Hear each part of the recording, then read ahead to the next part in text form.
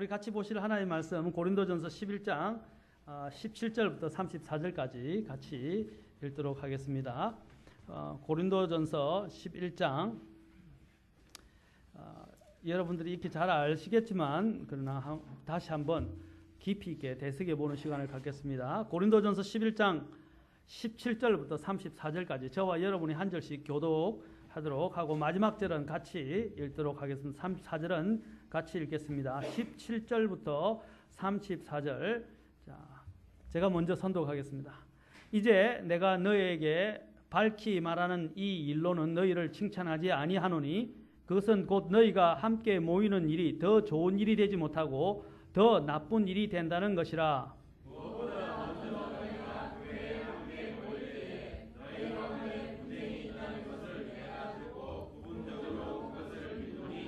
인정받는 자들이 너희 가운데서 밝히 드러나려면 너희 가운데 반드시 이단 파당도 있어야 하느니라.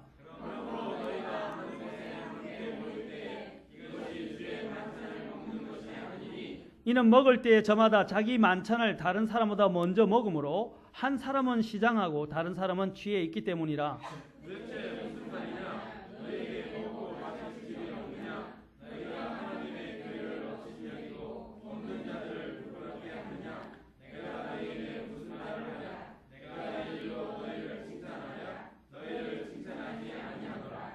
내가 너희에게도 전해준 것은 내가 주께 받은 것이니 곧 주 예수님께서 배반당하시던 바로 그 밤에 빵을 집으사 감사를 드리신 뒤에 그것을 깨시고 이르시되 받아서 먹으라. 이것은 너희를 위하여 지킨 내 몸이니 나를 기억하여 이것을 행하라 하시고 저녁 식사 뒤에 또 그와 같은 방식으로 잔을 집으시고 이르시되 이 잔은 내 피로 세우는 새 상속 언약이니 너희가 그것을 마실 때마다 나를 기억하여 이것을 행하라 하셨느니라.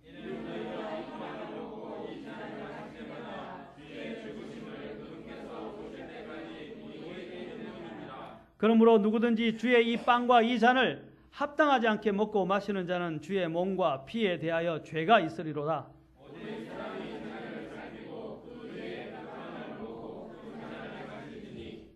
합당하지 않게 먹고 마시는 자는 주의 몸을 분별하지 못하고 자기를 위하여 정죄를 먹고 마시느니라.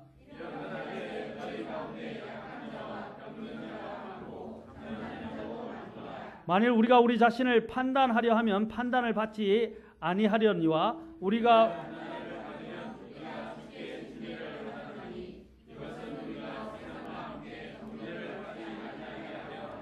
그러므로 내 형제들아 너희가 먹으려고 함께 모일 때에 서로 기다리라. 만일 누구든지 시장하거든 집에서 먹을지니 이것은 너희가 함께 모여 정죄에 이르지 아니하게 하려 함이라. 남은 일들은 내가 가서 질서 있게 세우리라. 아멘. 기도하겠습니다. 하나님, 오늘 만찬의 의미들을 배우고 또한 만찬에 우리가 앞서 또한 우리의 마음들을 예비할 수 있도록 도와주시고 우리 교회가 이것을 통해서 정말 주님의 죽으심을 주님께서 오실 때까지 나타내 보이는 그런 놀라운 시간이 되게 도와주시옵소서. 이 시간을 주께 의탁하며 예수님의 조남을 받들어 기도합나이다. 아멘. 앉으시겠습니다. 오늘은 제가 이 말씀을 통해서 주님의 만찬의 의미와 중요성과 그 실행에 대해서 좀 깊이 있게 더 살펴보면 좋겠지만 꼭 필요한 부분만 살펴보도록 하겠습니다. 먼저 고린도 교회의 상황에 대해서 먼저 말씀드리고 싶습니다. 이 고린도 교회 보면 아까 읽었던 9절 17절부터 보면 여러 가지 교회 안에 문제가 생긴 것을 보게 됩니다. 그러면 어떤 문제였을까요? 지금 여기서 말하고자 하는 것이 어떤 분들을 잘 보면 이해가 안 가고 어떤 상황이었는지 잘 감이 안 잡힐 때가 있습니다. 그래서 제가 어떤 문제들이 고린도 교회 안에 있었고 또 만찬에 앞서서 어떤 일들이 있었는지 오늘 말씀을 통해서 우리가 한번 살펴보면서 우리가 주의 만찬에 임하는 사세 또 주의 만찬의 의미 또 주의 만찬에 참여하는 방법과 또 그 횟수 그다음에 또 자격 이런 부분에 대해서도 쭉 한번 정리하면서 고찰해보는 시간을 갖도록 하겠습니다. 이 고린도 교회는 참 정말 질서가 없는 교회였습니다. 그래서 오늘 본문 뒤에도 보십시오. 뭐라고 되어 있습니까? 제일 뒤에 보면 내가 가서 질서 있게 세우리라 그랬어요. 여러분 교회는 질서가 필요합니다. 그렇죠? 그런데 오늘날 보면 교회가 질서가 없는 경우가 있어요. 또 14장에서도 보면 14장에서도 또 은사와 관련해서 사도 바울이 설명하면서 14장 40절에 보면 모든 것을 품위 있고 질서 있게 할지니라. 아멘. 우리는 그리스도 안에서 자유합니다. 아멘. 그리고 우리가 자원하여 기쁨으로 하나님 앞에 섬기고 우리 모두 다가 하나님 앞에 제사장들입니다. 그러나 모두 다 제사장이기 때문에 그냥 아무렇게나 해도 되고 방종해도 되고 질서 없이 누구나 자기가 원하는 대로 주장해도 된다는 것은 아닙니다. 성경은 우리에게 교회 안에서 우리가 자유를 갖고 있지만 하나님의 법에 따라 질서 있게 행하기를 가르치고 있다는 것입니다.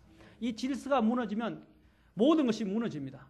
지금 이 세상은 아까 이야기했지만 우리가 죄 가운데 죄가 만연되어진 그리고 죄가 만연하는 이러한 세상에 살고 있지만 그러나 이러한 무질서와 혼란 가운데서도 하나님은 정부라는 것을 주셨고 그렇죠? 또 법이라는 것을 주셨어요. 그렇다면 왜 그런 것을 주셨습니까? 없는 것보다 무법보다는 낫다는 것입니다. 그래서 하나님의 질서를 부여해 주셨어요. 그래서 사회에서는 정치 사회에서는 주님께서 세상의 법을 주셨지만 교회 또한 마찬가지입니다.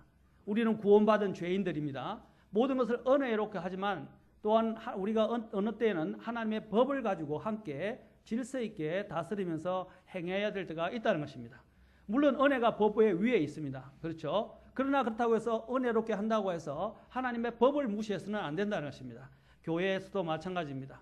항상 하나님의 법을 존중하고 하나님이 세우신 질서에 따라 품위 있게 저는 이 품이라는 단어를 참 좋아합니다. 그렇죠? 격에 맞는 그렇죠? 채신과 위통과 그렇죠? 그 격에 맞는 사람의 생활 태도를 이야기하는 것입니다. 우리는 그 격조가 있어야 돼요. 그리스도인들은 그리스도인에 맞는 격조가 있어야 돼요. 물론 그렇다고 해서 너무 서늘하고 그렇죠? 또 여기 사막같이 황량하게 썰렁한 그런 것이 아니라 위트도 있고 유머도 있고 기쁨도 있지만은 어떻게 해요? 또 하나님이 정하신 법과 또 질서에 따라서 품위를 지키라는 것입니다. 그렇죠? 어떤 때는 우리가 농담을 하지만 때로는 그렇죠? 농담이 재미를 돋궈주기도 하고 서로의 또한 기쁨을 다시 자극해주는 분위기 메이커가 될 수도 있지만은 또 잘못된 유머 같은 경우는 어떻게 해요? 분위기를 망치고 격조를 낮추게 되는 것처럼 마찬가지로 우리도 그래요. 우리 그리스도인들도 서로가 화해하고 서로가 기쁘게 이야기하지만 격조에 맞게 말해야 하고 행동해야 한다는 것입니다. 그렇죠? 그것이 성경이 말하는 바로 품이라는 것입니다. 그런데 고린도전서 11장에서는 만찬과 관련해서도 이야기하고 있습니다. 그런데 이 고린도 교회에 왜 이것을 이야기했을까요? 고린도 교회는 정말 무질서한 교회였습니다. 많은 영적인 문제와 실제적인 문제들을 안고 있었습니다. 특히 1장 11절에 보면 어떤 문제가 있었습니까? 교회 내에 파당이 있었어요. 그래서 나는 하나는 바울에게 아볼로파 그렇죠? 이렇게 다 파당이 나누어져서 또 나는 거기도 안 속하고 나는 그리스도께 속했다라고 이야기하면서 이런 여러 가지 분열의 문제가 있기도 했었어요. 우리도 우리 교회 내에서 누구를 따라가는 일이 있어서는 안 됩니다. 우리는 그리스도를 따르고 또 하나님이 주시는 질서를 따라서 그죠? 목회자를 또 세우셨고 목회자와 함께 한 마음으로 함께 교회를 세워가야 합니다. 그렇죠? 목회자가 하나님의 말씀을 따르지 않을 때에는 어떻게 해야 됩니까? 그때는 하나님의 말씀대로 치리해야 돼요. 목회자도 치리 대상입니다. 아멘? 그것은 제가 목회자이기 때문에 이 말을 하기가 쉽지는 않습니다. 참 이거 어려운 이야기예요. 그러나 목회자도 하나님의 법 아래에 있습니다. 그렇죠? 그래서 우리는 그 법을 따라요. 오늘날 정치가들은 뭡니까? 우리의 지금 일반 법을 넘어서고 있어요. 그래서 법을 넘어서서 취해 법권적인 생활을 하고 있는 경우가 많습니다. 그래서 아주 가난하고 어려운 사람들은 법대로 적응하고 사람들을 구속시키면서도 어떻게 해요? 재산이 많고 권력이 있는 사람들에 대해서는 그 법의 잣대를 아주 낮추고 그렇죠? 제대로 적용하지 않고 피하게 하거나 아니면 석방시켜주는 데가 너무 많이 있습니다. 그것은 하나님 합당하지 않고 그건 적절하지 않습니다. 교회도 마찬가지입니다. 그렇죠? 우리 모두는 하나님의 법에 적용을 받아야 합니다. 그래서 교회 내에 파당이 형성됐고 5장부터 9장에 보면 이 도덕적인 또한 타락이 여기에 있었습니다. 세상 사람들도 하지 않은 자기의 아버지의 첩과 관음하는 문제뿐 아니라 심지어는 동성애 문제 또 여러 가지 도덕적인 문제가 이 안에서 생겨났음을 보게 됩니다. 그리고 또한 7장에 보면 그와 더불어서 결혼의 문제가 또 교회 안에서 복잡하게 매여 있었습니다. 또한 8장에 보면 우상 제물의 음식에 대한 문제가 또 거론되고 있습니다. 그들은 쓸데없는 거 가지고 또 논쟁을 해요. 주님이 주신 목적을 가지고 생각하지 않고 쓸데없는 거 가지고 논쟁을 합니다. 그리고 그러니까 그거 가지고 자기가 더 믿음이 더 낫다고 우위를 점유하려는 그런 교만함이 또 있었습니다. 11장에 보면 또 여기 우리가 본 것처럼 예배의 질서와 은사라고 하는 하나님 주신 각 사람들에게 주신 이런 선물의 문제들을 제대로 해결하지 못한 문제들이 이제 11장부터 시작해서 12장, 13, 14까지 아까 연결되어 나오는 것입니다. 그래서 14장에서 품위 있고 질서 있게 행하라 라고 사도 바울이 결론을 내렸습니다. 그 다음에 11장부터 또 12장에 자세히 보면 교회의 또 문제가 뭐냐면 여자들이 교회 안에서 은사들을 주장하면서 자신들의 영적 우위를 점유하고자 했다는 것입니다. 이것은 하나님의 질서를 완전히 파괴하는 것이고 전복시키는 것과 같은 것입니다. 그래서 사도 바울이 고린도전서 14장에 보면 여자들은 어떻게 합니까? 교회 안에서 잠잠하고 남편들에게 물을 지내라 라고 이야기하고 있습니다. 아멘? 그래서 여성들이 교회 안에서는 여성들이 바로 어떤 지도자의 역할이나 아니면 책임 있는 이러한 직분을 수행하는 일에 있어서는 결코 그 자격을 행사하지 못하도록 하는 이유가 거기에 있는 것입니다. 그런데 오늘날 교회들 보십시오. 여자 집사들이 생겨나고 또한 여자 목사들이 생겨나는 이유가 무엇 때문입니까? 바로 하나님의 법을 존중하지 않기 때문입니다.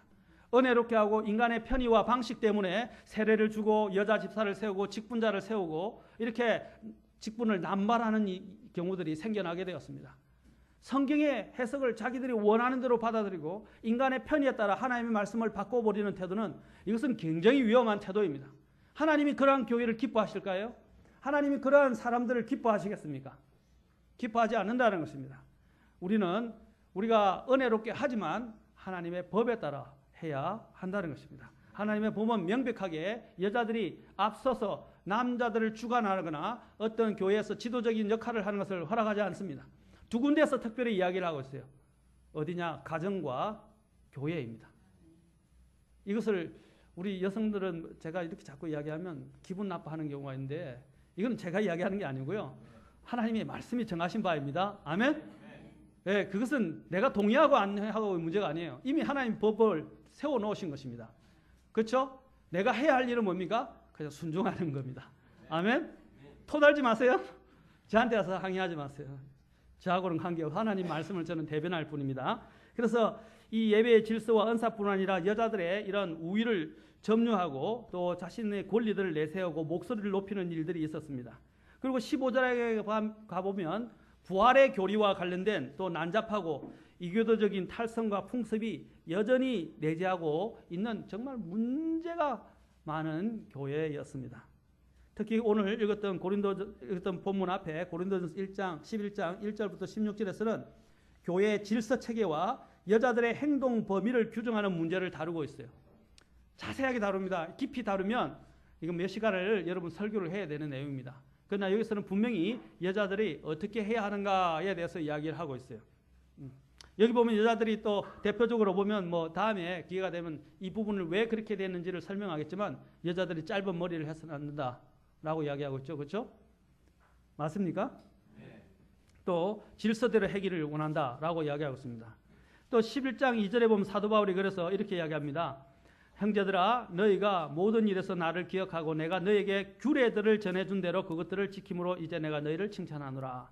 자, 규례들을 줬다고 이야기합니다. 그 규례 중에 하나가 뭡니까? 또 여기서 그 질서와 관련해서 또 만찬을 여기서 이야기하고 있습니다. 그래서 그 규례 중에 하나가 바로 만찬을 바르게 행하라라는 것입니다. 자, 그래서 여자들의 행동 범위, 그 다음에 여자들에게 머리를 길게 하지 말라, 짧게 하지 말라라고 여자들은 머리를 기를 것이다. 남자들은 머리를 짧게 할 것이다. 그럼 어느 정도가 긴 것이고 어느 정도가 짧은 것이냐? 성경이 명백한 기준이 없지 않느냐? 몇 센치라고 이야기하지 않지 않느냐? 치마의 길이도 왜 몇 센치 이야기하지 않지 않느냐? 그런데 왜 강요하느냐? 이렇게 이야기하는데 하나님의 원리를 이야기하는 것입니다. 우리가 보면 딱 보아서 뒤에 보아서 이렇게 뒷모습을 봐도 아 저거는 여자다 이러면 여자예요. 그렇죠? 느낌이 오잖아요. 맞아요? 근데 저기 보면 저기 여잔지 남잔지 잘 모르겠다. 그러면 문제가 있는 거예요. 그렇죠? 그렇게 머리를 항상 뒤에 봐도 구분이 우리가 상식적으로 봐도 구분이 분명하게 하라고 그랬어요. 왜 하나님이 그렇게 하느냐? 창조적 질서와 그 다음에 또한 여자와 남자와의 질서의 문제 때문에 하나님께서 이렇게 정하셨어요.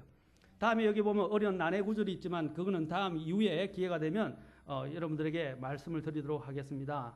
그리고 또한 11절에 보면 주 안에서는 여자 없이 남자가 있지 않고 남자 없이 여자가 있지 아니하니라 라고 말하고 있습니다. 자, 10절에 보면 또 천사들과 관련해서도 이야기합니다.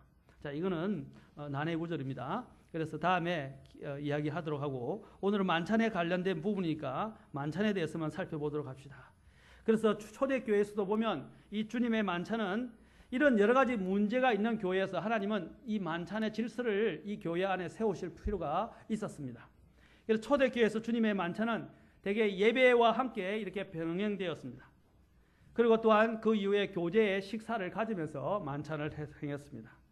각 성도들이 어떻게 하냐면 각자의 음식을 준비한 것을 가져와서 서로 나누고 그리스도 안에서 서로에 대한 또한 서로의 사랑을 확인하기까지 했습니다. 그런데 여기 있는 성도들, 고린도 성도들은 주님의 만찬을 이런 일반적인 이러한 잔치나 또 이러한 주님의 만찬을 구분함이 없이 그냥 무작위하게 그냥 이것을 행했다는 것입니다. 여기 보면 어떤 때는 이기적인 문제들이 여 안에 대두되기도 합니다. 특히 부자들은 어떻게 해요? 부유하니까 음식들을 많이 갖고 옵니다. 그런데 가난한 사람들은 자그마한 빵 부스러기도 갖고 오기 어려워서 가져와서 저쪽에 둘이가 분리된 가운데서 따로따로 이렇게 먹게 된 거예요. 그러니까 가난한 사람들은 이렇게 시험에 들기 시작한 것입니다. 부유한 자들은 모여서 많이 먹고 마시고, 그런데 가난한 자들은 같이 감히 거기에 끼어들지도 못하고, 또한 어떻게 자그마한 것만 먹으면서 서로가 교제 안에서도 분리되어져 있는 모습을 여기서 볼 수 있습니다. 그래서 아까 읽었던 본문에서 이 문제를 심각하게 사도 바울이 지금 다루고 있는 것입니다. 그래서 18절에 보십시오. 무엇보다 먼저 너희가 교회에 함께 모일 때 너희 가운데 분쟁이 있다는 것이라. 이 나누어져 있다는 것입니다. 함께 모이는 일이 어떻게 됩니까? 17절에 보면 더 좋은 일이 되지 못하고 더 나쁜 일이 된다는 것입니다. 우리가 모일 때 덕이 되어야 되지 않습니까? 서로에게 덕이 돼야지 서로에게 시험거리가 되면 안 된다는 겁니다. 내가 물질을 더 많이 갖고 있고 갖지 않고 있는 문제가 아니라, 또 내가 사회적 지위가 높고 높지 않고의 문제가 아니라, 우리는 서로를 심판하는 사람들이 되거나 정죄하는 사람들이어서는 안 됩니다. 아멘? 영적인 판단은 필요합니다. 그러나 심판은 누구에게 맡겨야 합니까? 주님께 맡겨야 한다는 것입니다. 그런데 이 교회는 이런 여러 가지 문제로 서로를 정죄하는 일들도 일어나게 되었습니다. 자, 그래서 이기적인 이런 마음으로 자신들이 먹는 데만 관심을 가졌고 다른 사람들을 배려하고 다른 사람에게 덕을 세워주는 일에는 관심이 없었어요. 우리 그리스도인들이 삶을 살아가는 이유 중에 하나가 무엇입니까? 서로의 덕을 세워주는 것입니다. 그렇죠? 덕을 세우는 건 뭡니까? 서로 격려하고 권면하고 같이 일어갈 수 있도록. 그렇죠? 누가 넘어지면 손을 잡아서 같이 일으켜서 같이 가야 되는 거고. 그렇죠? 그렇죠? 강한 사람은 그를 판단하고, 야, 이 못난 사람아, 당신은 그것밖에 안 돼, 이렇게 판단하는 것이 아니라 약한 자를 붙들어주고 함께 일어서서 격려해서 함께 가야 되는 것입니다. 그런데 우리가 어떤 특정한 사람들을 놓고 정죄하고 심판을 해버린다면 그것은 교회로서의 역할을 할 수가 없는 것입니다. 그래서 고린도전서 12장부터 14장에 보면 은사의 문제를 다루고 있지 않습니까? 여기서 은사를 갖는 목적이 뭐예요? 은사를 갖는 목적이 내가 이런 은사를 가지고 있다고 자랑하는 것입니까? 아닙니다. 내가 가지고 있는 이 은사, 성김에 하나님 주신 달란트를 이를 하나님의 이제 선물로 받아들여서 은사로 사용할 때는 어떻게 해야 됩니까? 이것은 다른 사람에게 유익을 주고 교회의 덕을 세우고 사람들을 세워주기 위해서 이 은사를 활용하는 것입니다. 아멘? 내 혼자 뭐 피아노 잘 치고 내 혼자 음악 노래 잘 부른다고 막 목소리만 주장하고 교회 안에서 다른 사람과 화합하지 못하고 다른 사람 노래 못하는 사람 무시하고 그렇게 하면 되겠습니까? 아니죠. 내가 피아노를 치는 목적이 뭐예요? 하나님께 영광을 돌리고 다른 사람에게 이 찬양을 통해서 반주를 통해서 좋은 영향을 주는 거 아닙니까? 그렇죠? 그리고 덕을 세우고 유익을 끼치는 것입니다. 또 내가 찬양하는 것을 통해서도 마찬가지입니다. 아, 목소리 못한다고 저 사람 찬양 왜 저 따위야? 저 모양이야? 이런 식으로 우리가 해석해서는 안 된다는 것입니다. 나는 나대로 주신 대로 하나님을 찬양하는 것이고 다른 사람이 못하면 어떻게 해요? 또 같이 할 수 있도록 음악도 서로 가르쳐 주기도 하고 그렇죠? 또 악기도 못하면 서로 가르쳐 주고 하면서 이렇게 같이 세워져 가는 것이 아름다운 교회의 모습입니다. 그렇지 않습니까? 내가 또 물질을 많이 갖고 있기 때문에 적게 갖고 있는 가난한 사람들을 무시해서도 안 됩니다. 초대교회도 그런 문제가 있어서 야고보서에서도 그걸 이야기하고 있지 않습니까? 가난하다고. 말로만 배부르게 하라, 더 얻게 하라 하면서 그들의 필요를 채워주지 않으면서, 그렇죠? 그 다음에 무시하고, 부자들은 좋은 옷 입고 하고 좋은 자리에 앉아 있고. 오늘날 이런 기성교회의 가장 큰 문제가 그런 부분 아닙니까? 그렇죠? 우리 교회는 그렇게 되어서는 안 됩니다. 아멘? 주님 안에서, 그리스도 안에서 모두 다 공평합니다. 모두 다 주님 앞에서 부르심을 받은 거룩한 하나님의 성도들입니다. 아멘? 우리는 서로를 평론하고 판단하는 위치에 있는 것이 아니라 서로를 세워주는 그런 사람들이 되어야 합니다. 이것이 고린도 교회의 가장 큰 문제점이에요. 그래서 그들은 만찬에 참여할 자격조차도 사실 없는 사람들이나 마찬가지였습니다. 부유한 사람들은 배불리 먹고 마셨지만 반면에 가난한 자들은 굶주린 채 시간을 지내야 했습니다. 도대체 이러한 만찬 속에서 다른 형제에 대한 배려나 교제가 전혀 없었다고 한다면 이 얼마나 서글픈 일입니까? 주님이 얼마나 아파하시겠습니까? 주님은 그런 모습을 보고 뭐라고 이야기하십니까? 주님을 멸시하는 것이라고, 업신여기는 것이라고 말합니다. 22절 보십시오. 너희가 하나님의 교회를 업신여기고 없는 자들을 부끄럽게 하느냐? 내가 너에게 무슨 말을 하랴? 이 일로 너희를 칭찬하랴? 너희를 칭찬하지 아니하노라. 서로 업신여기지 마시다. 아멘. 주님이 주셔서 내가 누리는 거 아닙니까? 그렇죠? 많고 적음, 권력이 높고 낮고 그거는 문제가 안 돼요. 우리는 같은 형제로서 귀히 여겨야 합니다. 이에 또 바울은 또 그래서 이것 때문에 22절에 보면 집에서 먹으라 라고 말하고 있습니다. 교회 와서 시험 들게 하지 말고 차라리 집에서 먹고 오라 이 말입니다. 그렇죠? 왜 교회에 괜히 갖고 와가지고 끄집어내가지고 교회 안에서 문제를 일으키고 다른 사람을 실족하게 만드느냐는 것입니다. 그것은 바로 우리 주님의 교회가 해야 될 일이 아니라는 것입니다. 교회가 이런 만찬이나 하나님의 일을 하는 데서 선행되어야 될 요건이 뭐라고 말하는 것입니까? 연합이 되어져야 한다는 것입니다. 에어컨을 틀어야 될 것 같아요. 네, 시원해야 이렇게 머리도 시원해질 것 같아요. 네. 자, 그래서 집에서 먹으라고 책망을 했던 이유가 여기 있습니다. 분열되어 있으면서 주님의 만찬에 참여할 수 없었던 것입니다. 그래서 18절에 무엇보다 먼저 너희가 교회에 함께 모일 때에 너희 가운데 분쟁이 있다는 것을 내가 듣고 부분적으로 그것을 믿노니, 모이는데 이게 이런 분쟁이 있고 파당이 있다 그런다면 어떻게 연합될 수 있어요? 교회는 하나님께서 하나 되게 하셨잖아요. 아멘? 네. 주님이 떠나시기 전에 대제사장 기도를 요한복음 17장에서 하실 때도 뭐라 했습니까? 나와 아버지가 하나인 것처럼 저들도, 그렇죠? 하나가 되게, 나를 믿는 모든 자들이 다 하나가 되게 해달라고 했었어요. 제자들 통해서 믿는 자들도 다 하나가 되게 해달라고 주님께서는 기도하셨어요. 교회에서 가장 중요한 건 뭡니까? 하나가 되는 것입니다. 에베소 4장에서도 성령의 하나됨을 힘써 지키라고 이야기합니다. 성령의 하나되게 하심을. 그리고 교회는 하나가 되어야 합니다. 의견이 다 다르고 생각이 다 다를 수 있어요. 그러나 그것이 근본적인 진리의 문제가 아니라면 어떻게 해요? 주님이 세우신 질서와 순종의 원리에 따라서 같이 하나가 되어야 합니다. 그렇죠? 어떤 분은 졸고 어떤 분은 안 졸고 하면 하나가 안 되는 거예요. 다 자든지 다 안 자든지 해야 될 것 같아요. 자, 종교적인 행사를 빙자해서 또 교회 내 신분이나 빈부의 격차를 드러내고자 했던 고린도 교회 상황이 오늘날 우리 이러한 교회, 기성 교회 내에서도 진행되고 있는 것은 안타까운 사실입니다. 그래서 20절에서 22절을 보면 사도 바울은 그들이 모여서 먹고 마시는 행위를 주의 만찬이라고 규정할 수가 없었습니다. 그렇죠?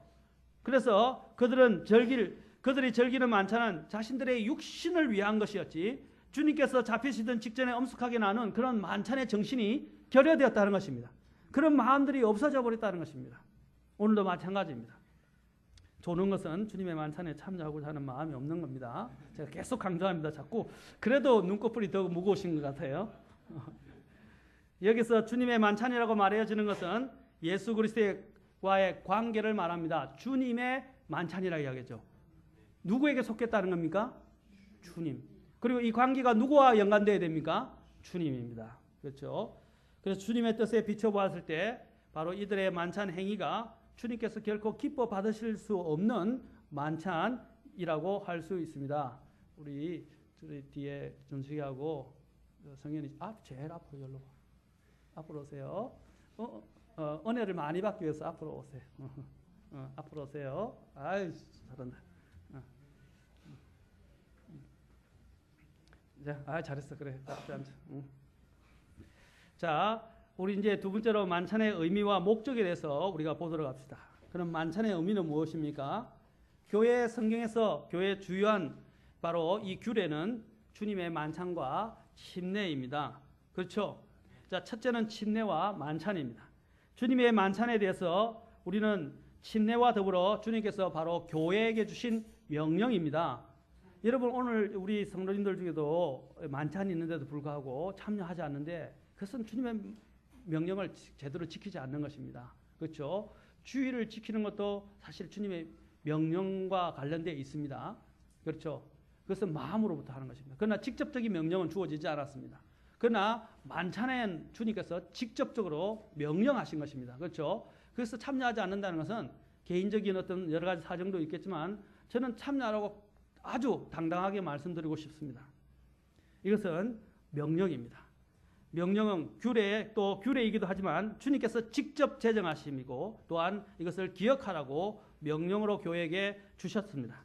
그 이외에 다른 행사나 절기를 지키라고 성경이 명령한 적은 없다는 것입니다. 그렇죠? 여기서 보면 다른 절기들을 우리가 이야기할 때 뭐 여러 가지 절기들이 많아요. 오늘날 교회 보면 절기들이 너무 많습니다. 뭐 수많은 절기들을 가져다가 교회 안에 있는데 뭐 절기를 지키는 자체가 저는 나쁘다고 생각하지 않지만 그 의미를 성경이 말하는 부분들을 왜곡하고 있는 경우가 많다는 것입니다. 어떤 사람들은 어떤 날을 중히 여기기도 하고 중히 여기지 않기도 하는데 그것은 자유입니다. 그렇죠? 또 교회가 결정하면 되는 것입니다. 그렇죠? 그러나 우리가 성경적인 의미를 제대로 알고 주님의 명령에 가급적이면 순종하도록 하는 것이 가장 좋습니다. 교회에게 주신 명령은 두 가지 규례는 뭐라고요? 침례와 바로 만찬이라는 것입니다. 주님께서는 우리 사람들이 여기 있는 신자들이 많은 것을 곧 잊어버리는 습성들이 있어요. 그래서 주님께서 구약을 보면 늘 기억하라, 잊지 말라고 이야기합니다. 우리는 늘 자주 잊어버려요. 그래서 하나님께서는 주님의 죽으심조차도 주님의 희생조차도 그 대속적인 희생조차도 우리는 자주 잊어버리고 삽니다. 그래서 주님께서 그것을 어떻게 해요? 우리에게 더 기억나게 하고 또 우리의 마음을 다시 일깨워 주시기 위해서 어떻게 해요? 직접 시청각적인 교육을 우리에게 보이기 위해서 그냥 말로만 하면 안 되니까 시청각적인 표현을 우리에게 보여주시기 위해서 바로 이 만찬을 제정하신 것입니다. 그렇죠? 눈으로 직접 보고 부서지는 소리를 듣고 그렇죠? 또 직접 먹으면서 참여하면서 어떻게 느끼게 되는 것입니다. 그래서 이 만찬과 침례는 시청각 교육이에요. 제일 효과적이겠죠? 예, 그래서 이 부분에서는 주님께서 바로 아주 중대하게 말씀하신 것입니다. 바로 우리는 주님의 이 부분들을 주님이 주신 이 만찬을 우리는 소홀히 해서는 안 되며 주님이 죽으심을 우리는 기억해야 할 것입니다. 그러면 주의 만찬이라는 용어와 관련해서도 우리가 좀 생각해 봅시다. 우리가 보통 성만찬 또는 성찬이라고 이야기하는데 주로 그런 용어보다는 그냥 성경에 있는 대로 The Lord's Table 해서 주님의 만찬 또 The Lord's Supper 주님의 만찬이라고 이렇게 이야기하는 것이 더 낫습니다. 왜냐하면 성찬이라는 사실 용어가 그 자체 용어로는 틀린 것이 아닌데 이것이 로마 가톨릭에서 바로 왜곡되었기 때문이고 잘못 사용되어 있기 때문입니다. 그들은 바로 자신들이 드리는 7대 성사가 있는데 7대 성사 중에 하나가 성체 성사라고 불려집니다. 성체 성사라고 해서 이것을 세크리먼트 해서 성사를 가지고 어떻게 해요? 그걸 성사, 그 중에 하나가 성만찬입니다. 그래서 성찬이라는 용어가 거기서 유래되는데 그 용어 자체는 틀리지 않았어요. 그렇죠? 맞죠? 거룩한 만찬이죠. 그러나 그것이 성경에서는 거룩하다고는 이야기는 하지 않았어요. 그리고 또한 이것이 캐톨릭에서 자신들의 성사를 가리키기 위해서 만들어졌기 때문에 사실 이게 우리 성서침례교회나 독립침례교회는 이런 부분들의 용어들을 잘 사용하지 않습니다. 그래서 주님의 만찬이라고 이야기하는 것입니다. 그리고 이걸 의식이라고 하지 아니하고 뭡니까? 규례라고 성경은 이야기하는 것입니다. 이 만찬에 대한 제정은 우리가 세복음서에 다 나와 있어요. 요한복음은 이것이 필요 없어요. 요한복음은 이것이 필요 없어요. 왜냐하면 예수님이 하나님의 아들이심을 나타내기 때문에 필요가 없어요. 그래서 마태, 마가, 누가복음에는 이 세 곳에는 이것이 기록되어 있습니다. 그렇죠? 마태복음 26장, 마가복음 14장, 누가복음 22장에 기록되어 있습니다. 바로 이 규례는 우리 주님께서 바로 직접 배반당하시던 그 밤에 저녁에 친히 제정하신 것입니다. 그러면 만찬의 목적에 대해서 우리는 살펴보도록 합시다. 26절과 28절에 만찬의 목적이 나옵니다. 이는 너희가 이 빵을 먹고 이 잔을 마실 때마다 주의 죽으심을 그분께서 오실 때까지 보이기 때문이니라. 그러므로 또 여기 28절에 오직 사람이 자기를 살피고 그 뒤에 그 빵을 먹고 그 잔을 마실지니. 제 말이 빠릅니까? 네, 천천히 하겠습니다. 천천히 하면 이거 몇 시간 해야 되는데. 저도 이렇게 이전에 계시는 그 김종훈 목사님처럼 설교를 하면 설교를 굉장히 오래 할 수 있을 것 같아요. 그렇죠? 저는 김종훈 목사님 그러시다가 자신이 한 3-4시간을 하실 걸 제가 1시간 내에 다 하는 것 같다고 하시더라고요. 좋은 의미로 말씀도 하셨지만 또 너무 빠르다고 하시는 것 같아요. 제가 이상하게 여기 서기 전에는 항상 천천히 하려고 생각을 하고 섭니다. 강단에 서는데 강단에 서고 나면 그냥 저도 모르게 그냥 말씀 자체에 빠져버려요. 그래서 말이 좀 빠르게 되는데 여러분들이 졸면 제가 그걸 신호로 생각하겠습니다. 그런데 참 재밌어요. 말이 느리다고 졸고요. 말이 빠르다고 졸고 그러면 안 됩니다. 자, 여러분의 영적 상태와 관련이 있어요. 자, 만찬의 목적에 대해서 봅시다. 우리는 이 침례를 통해서 주님의 죽으심에 연합하고 그분과 함께 장사되고 나아가 주님의 부활과 연합하여 새 생명의 새로운 가운데서 걸어간다는 것을 보여주는 것입니다. 제가 다시 요약을 해드릴 겁니다. 이 만찬 안에는 어떤 것이 들어있느냐. 저는 한 가지로 단적으로 말씀드리고 싶습니다. 바로 만찬 속에는 복음이 들어있어요. 침례 속에도 뭐가 들어있습니까? 복음이 들어있습니다. 곧 예수님의 죽으심과 장사와 부활과 재림입니다. 아멘. 그래서 한 가지를 나중에 더 말씀드리겠습니다. 한 가지가 더 그 안에 들어있어요. 우리는 그래서 만찬은 복음을 선포하는 것이. 그래서 주님께서 보여주시는 거라고 그랬잖아요. 뭘 보여주시는 겁니까? 바로 주님의 복음의 내용을 그 주님의 대속적인 희생을 기념함을 통해서 우리에게 보여준다는 것입니다. 그래서 그분의 이 두 규례가 준행될 때, 침례와 만찬이 준행될 때 기독교 복음의 핵심이 바로 다시 시청각적으로 선포되어지는 것입니다. 침례와 복음은 그리스도의 복음을 선포해야 할 사명을 끊임없이 또한 우리에게 상기시켜 줍니다. 그래서 15장 3절 4절 보십시오. 15장 3절 4절에서도 만찬과 더불어서 이것을 우리에게 이야기해 줍니다.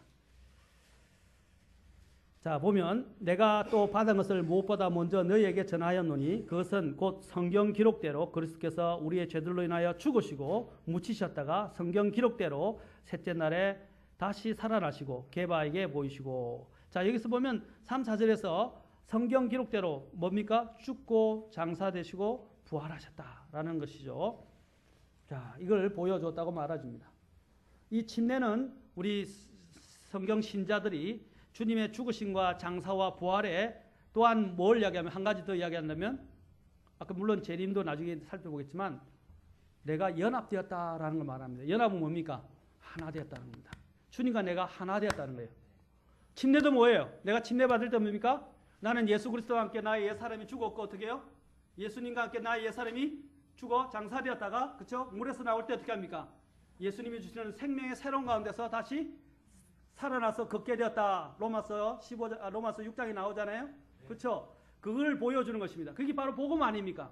마찬가지로 침례 여기 있는 만찬도 마찬가지입니다. 먹을 때에 주님의 죽으심을 주님께서 오실 때까지 내가 또 여기서 하나에 대해서 이야기합니다. 하나 되었고 그분과 함께 간다는 것을 이야기해 주는 것입니다.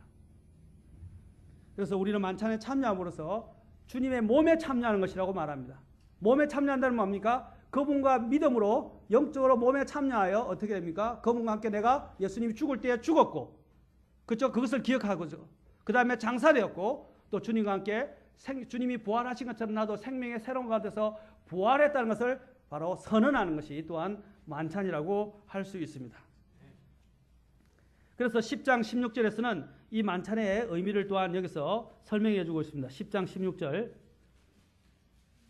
자, 우상 숭배와 관련해서 이야기하면서 16절에서 우리가 축복하는 축복의 잔은 그리스도의 피에 함께 참여하는 것이 아니냐? 우리가 떼는 빵은 그리스도의 몸에 함께 참여하는 것이 아니냐? 우리가 많아도 한 빵이요 한 몸이니 이는 우리가 다 그 한 빵에 참여하는 자들이기 때문이라. 아멘. 한 몸에 참여하죠. 그리고 한 피에 참여하죠. 아멘.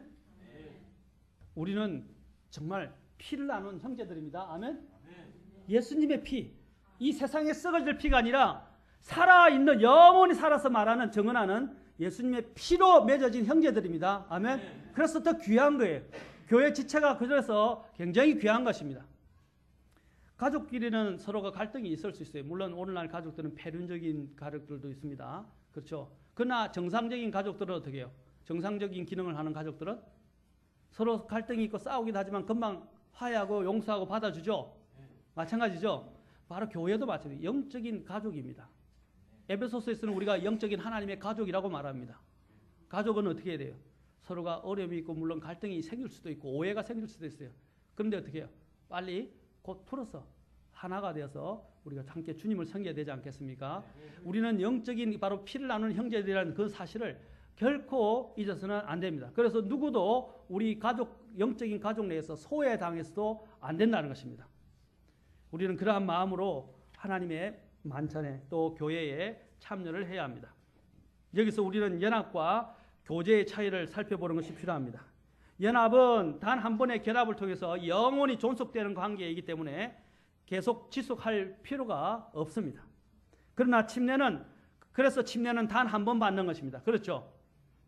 맞습니까? 그러나 교제는 뭡니까? 이 만찬은 그냥 연합 정도가 아니고 연합과 더불어 이제 교제를 하는 것입니다. 교제. 이 교제는 그래서 계속적으로 필요합니다.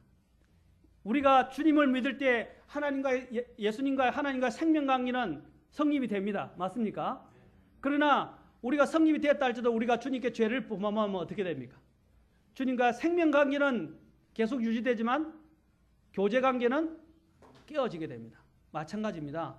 침례를 통해서 우리는 주님과 생명관계에 대한 선언을 하지만 그러나 만찬을 통해서 우리는 주님과의 교제관계를 계속 살펴보는 것입니다. 그렇죠? 만약에 교제관계가 죄로 인해서 깨어지게 되면 어떻게 하라고 말씀하셨어요? 그 교제를 주님과의 사귐을 회복하기 위해서 죄를 자백하고 그렇죠? 회개하고 돌이켜야 되는 것입니다.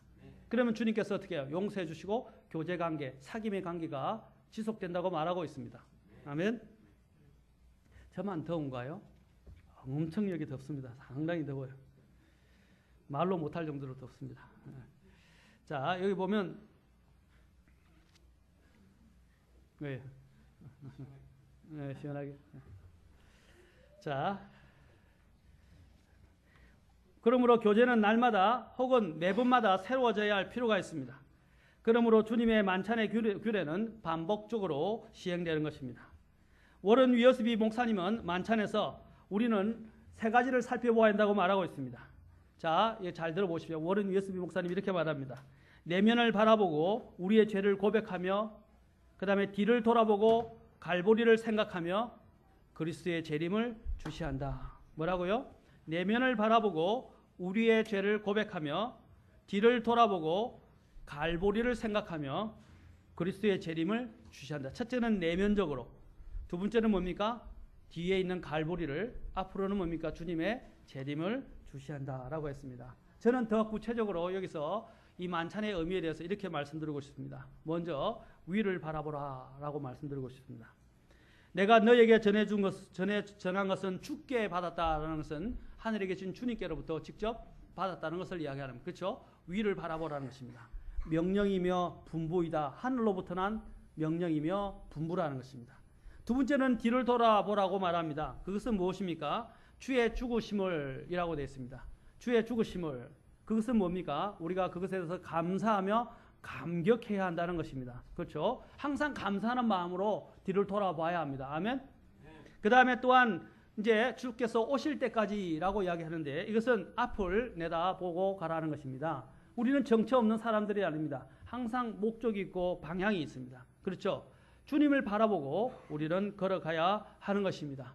그래서 히브리서 12장에서 믿음의 장에서 결정적으로 우리에게 이야기하는 명령이 있죠. 뭡니까? 믿음의 창시자요 완성자이신 주 예수를 어떻게 해요? 바라보라. 그렇게 되어 있어요.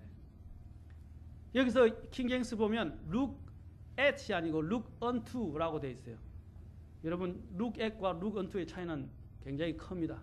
look at은 그냥 단순히 쳐다보는 것 정도에 불과하지만 look unto는 바라보고 내가 끝까지 목적한 데까지 이르는 것을 이야기하는 것입니다. 아멘? 그래서 우리는 예수님이 우리에게 목표가 있고 목적이 있기 때문에 그분을 똑바로 쳐다보고 우리의 방향을 다른 데로 산만하게 다른 데 뺏기지 않고 시선을 그분을 쳐다보면서 목적한 데까지 이뤄야 하는 것입니다. 이것이 바로 또한 만찬이 주는 의미입니다. 주님께서 오실 때까지 바로 주님을 고대하라는 것입니다.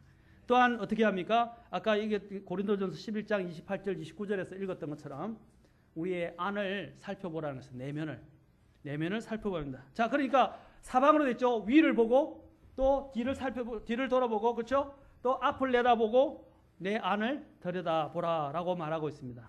그렇죠? 아멘. 그것은 회상과 소망과 성찰을 우리에게 다 가르쳐 주는 것입니다. 사랑하는 성도 여러분, 여러분이 만찬에 참여할 때 이 만찬 안에는 이런 놀라운 부분에 대한 주님의 명령이 다 들어있다는 것입니다. 그래서 만찬에 단순히 참여하는 자가 아니라 그냥 예수님의 죽으심만 생각하지 말고 어떻게 해요? 위를 또 바라보고 어떻게 해요? 또 앞을 바라보고 내 자신을 또 내면을 바라보고 주님 앞에서 물론 그것을 뒤를 바라보면서 앞으로 전진하라라는 것입니다.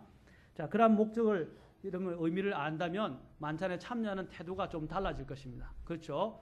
만찬은 내가 죄를 지었나 안 지었나 내가 참여할 수 있을까 없을까 그것만 생각하는 것이 아니에요. 내 자신을 살펴볼 뿐 아니라 주님의 그것을 나타내 보이는 것이고 또 하나는 뭡니까? 복음을 선포하는 것 같은 것입니다. 그렇죠? 보이는 것이니라 이 말은 뭐냐면 주님의 복음을 나타내 보이는 것입니다. 우리가 만찬에 가면서 믿지 않는 자들도 이 자리에 있을 수 있어요.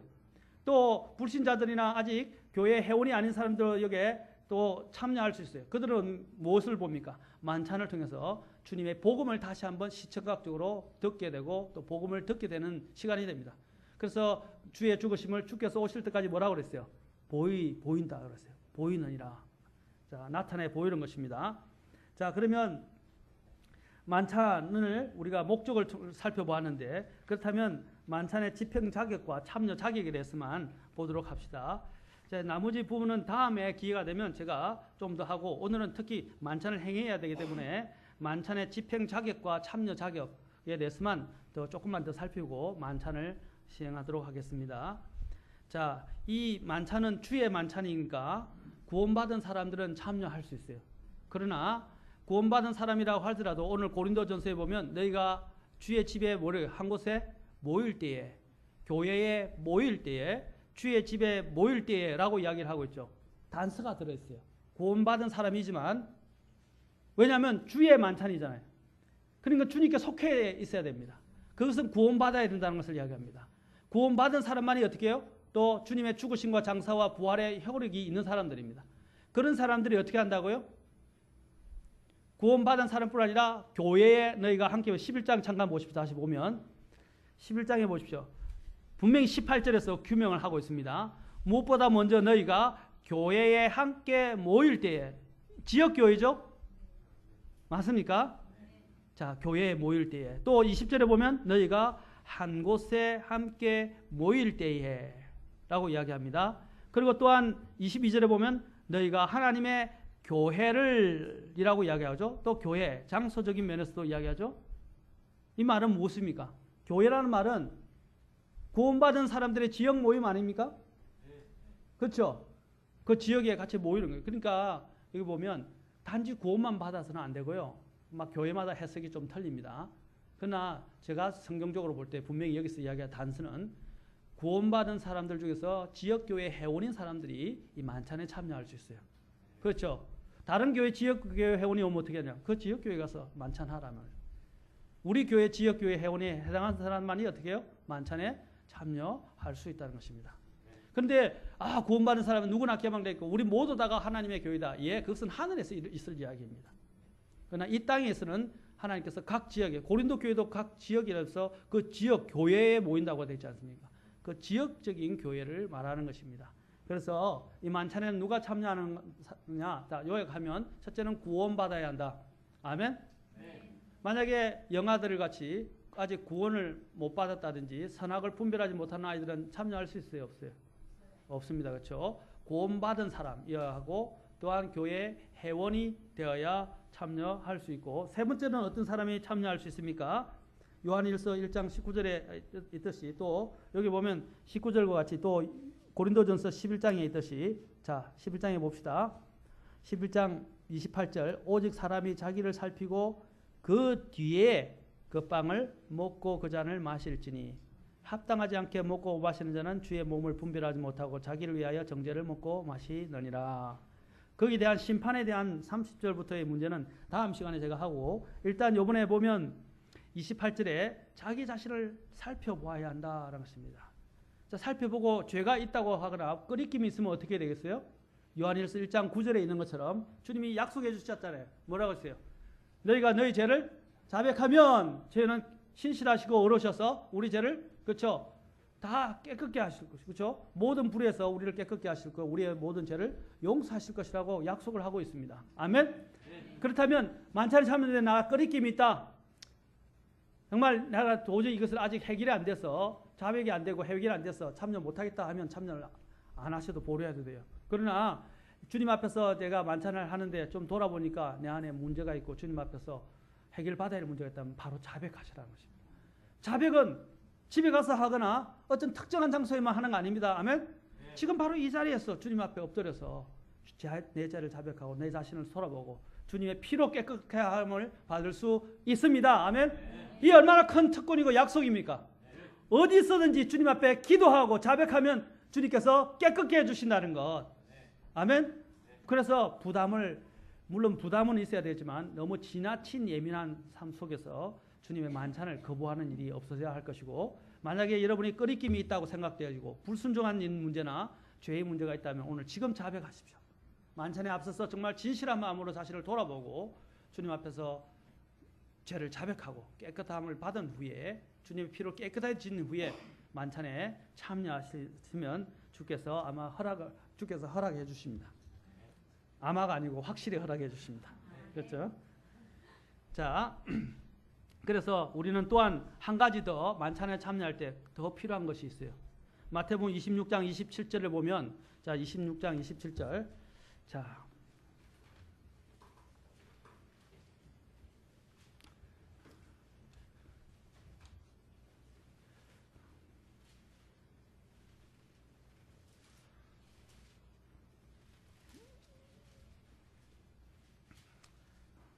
이렇게 같이 말씀을 보면 재밌지 않습니까? 네. 재밌으시죠? 예. 자, 27절. 자, 여기 보면 주님께서 또 잔을 집어사 감사를 드리시고 그들에게 주시며 이르시되 너희는 다 그것을 마시라. 자, 26절에 보면 축복하시고, 그 다음에 27절에 보면 감사를 드리시고 했죠. 아멘? 그것을 주님은 이제 축복하실 수 있죠. 복을 빌어주시고. 그 다음에 또 뭐가 있었어요? 감사를 드리셨어요. 아멘? 여러분이 이 만찬에 참여하면서 감사하시기 바랍니다. 아멘? 나를 위해서 주님께서 2000년 전에 행해주신 일이 얼마나 놀라운 일입니까? 그 어떤 것과도 바꿀 수 없는 문제 아닙니까? 그렇죠?